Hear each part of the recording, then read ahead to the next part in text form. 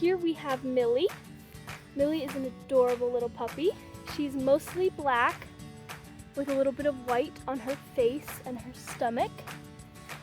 Millie has a smaller and more petite build than the rest of her siblings, so she's probably going to be a little bit smaller, but she still keeps up with all of her siblings, and she just loves to play and explore with them.